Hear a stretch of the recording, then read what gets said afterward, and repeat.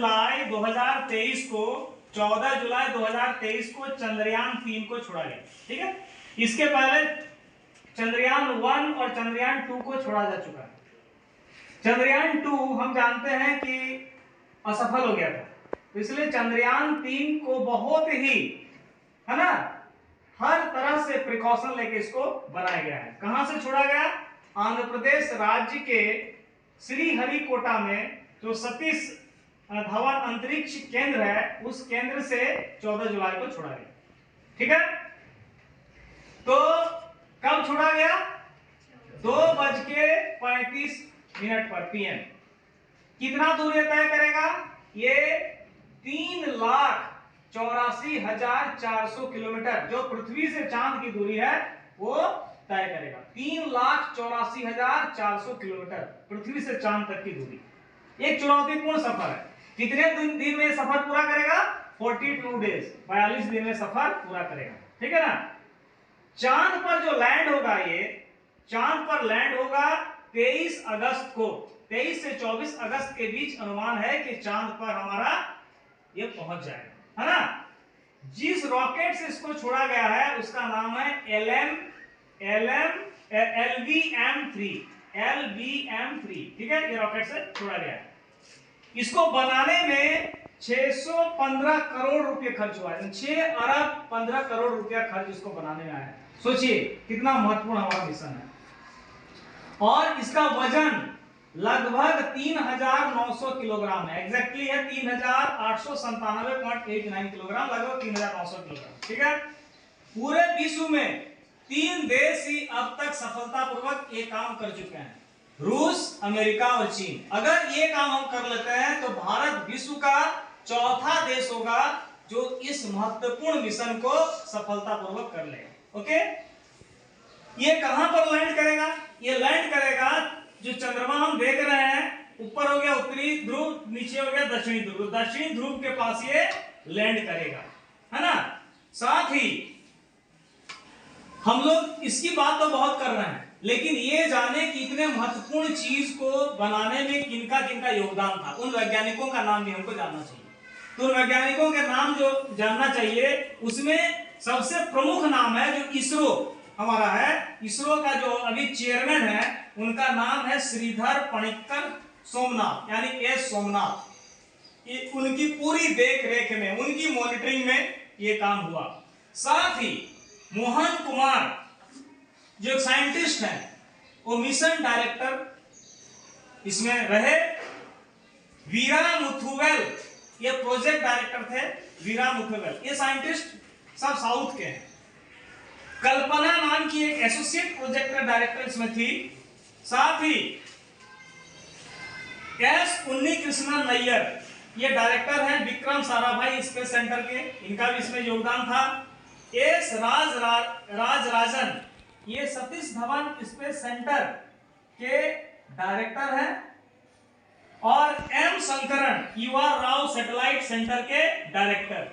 इन सबका महत्वपूर्ण योगदान इसमें रहा है। ये जितने भी नाम लिए, अधिकांश नाम आपको क्या लगे? South Indian.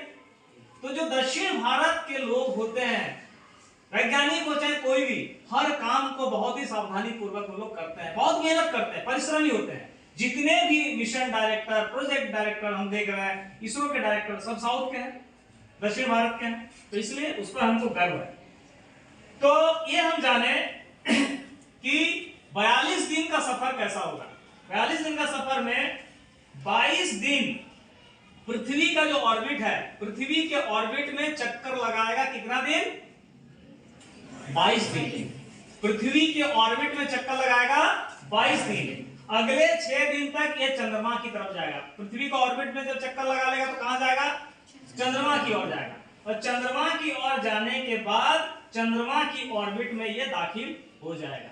चंद्रमा की ओर जाएगा और उसके ऑर्बिट में दाखिल हो जाएगा। तो 22 दिन पृथ्वी के ऑर्बिट में चक्कर लगाया, 6 दिन चंद्रमा की ओर गया और चंद्रमा के ऑर्बिट में दाखिल हो गया।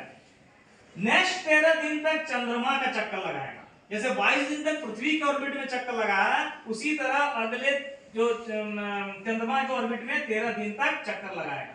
और 40वें दिन बड़ा महत्वपूर्ण दिन है। 40वां दिन महत्वपूर्ण दिन क्यों है? क्योंकि 40वां दिन चंद्रमा की सतह से 100 किलोमीटर ऊपर चंद्रमा से लैंडर अलग हो जाएगा। ये लेके जाता है लैंडर, लेके जाएगा तो लेके जाने वाला होगा ना, तो चंद्रमा की सतह के 100 किलोमीटर ऊपर क्या हो जाएगा, अलग हो जाएगा। और चंद्रमा की सतह पर क्या हो जाएगा, ये सॉफ्ट लैंडिंग करेगा, माने सफलतापूर्वक लैंडिंग करेगा 40th डे। उसके बाद लैंडर जो है उसके अंदर रोवर होता है, रोवर बाहर निकलेगा, रोवर ही सब काम करेगा। रोवर बाहर निकलेगा और 14 दिन तक, रोवर बाहर निकलने के बाद 14 दिन तक चंद्रमा की सतह पर परीक्षण करेगा, एक्सपेरिमेंट करेगा। क्या एक्सपेरिमेंट करेगा? जैसा हमने बताया कि चंद्रमा की सतह पर भूकंप होते हैं कि नहीं, चंद्रमा की सतह कैसा है, चंद्रमा पर जल है कि नहीं, तमाम सारे चीजों को ये क्या करेगा, परीक्षण करेगा और उसकी सारी सूचना जो हमारे इसरो में बैठे हुए साइंटिस्ट उनको देगा। ठीक है ना। तो मैं बताऊं कि अब बहुत सारे बच्चे पूछते हैं कि सर 3,84,400 किलोमीटर, हम 20, 25, 30 किलोमीटर जाते हैं तो हम लोग को सोचना पड़ता है, नहीं कोई गाड़ी चाहिए 5 किलोमीटर जाता है तो सोचना पड़ता है, इतना दूर कैसे तय करेंगे। तो इसमें भी क्या है कि ये जब लॉन्च होता है, शुरू में जब रॉकेट लॉन्च करता है तो उस समय 1627 किलोमीटर प्रति घंटा की चाल से रॉकेट भागता है। 1627 किलोमीटर प्रति घंटा, मतलब 1 घंटा में 1627 किलोमीटर।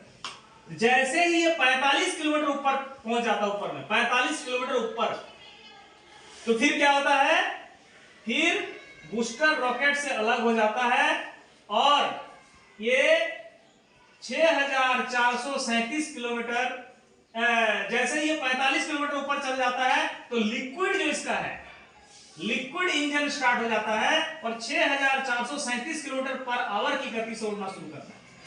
और जब ये 62 किलोमीटर ऊपर चल जाता है तो बूस्टर क्या करता है, रॉकेट से अलग हो जाता है और 7,000 किलोमीटर प्रति घंटा की रफ्तार से उड़ता है। 7,000 किलोमीटर प्रति घंटा, माने 1 घंटा में कितना किलोमीटर, 7,000 किलोमीटर, नहीं तो 3,84,000 कैसे पहुंचेगा, इतना फास्ट ये भागता है। ठीक है ना।